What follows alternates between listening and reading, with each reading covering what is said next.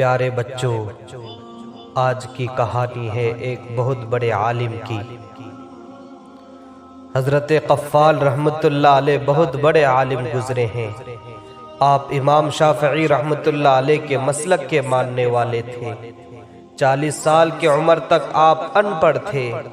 40 سال کے بعد آپ کو علم حاصل کرنے کا شوق ہوا۔ اسی شوق میں گھر بار چھوڑ کر علم حاصل کرنے کے لیے نکل پڑے۔ راستہ میں ان کو خیال آیا کہ 40 سال کی عمر ہو چکی ہے، کب عالموں سے علم حاصل کروں گا، پھر کب یاد کروں گا، اس لیے چھوڑو ہٹاؤ کیا علم حاصل کروں۔ یہ سوچ کر وہ راستہ ہی سے گھر لوٹنے لگے تھے۔ تھوڑی دیر چلنے کے بعد ایک کنواں نظر آیا۔ وہاں ایک شخص تھا جو کنویں سے پانی نکال رہا تھا۔ اس کنویں کے چاروں طرف پتھر کی دیوار تھی۔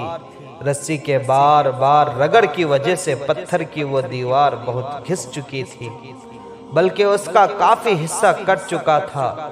جب انہوں نے اس منظر کو دیکھا تو اس کا ان کے دل پر بہت اثر ہوا۔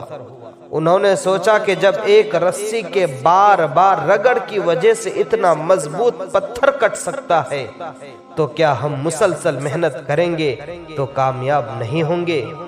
انشاءاللہ محنت کے بعد ہم ضرور اپنے مقصد میں کامیاب ہوں گے اور علم دین حاصل کر لیں گے۔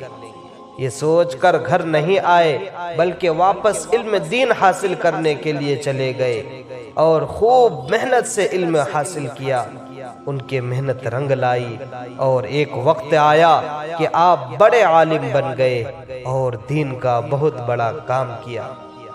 تو بچوں، دیکھا تم نے حضرت قفال رحمت اللہ علیہ نے ہمت نہیں ہاری اور رسی سے پتھر کٹ جانے والے منظر سے سبق لیا اور پورے شوق و لگن سے علم حاصل کیا اور بڑے عالم بنے۔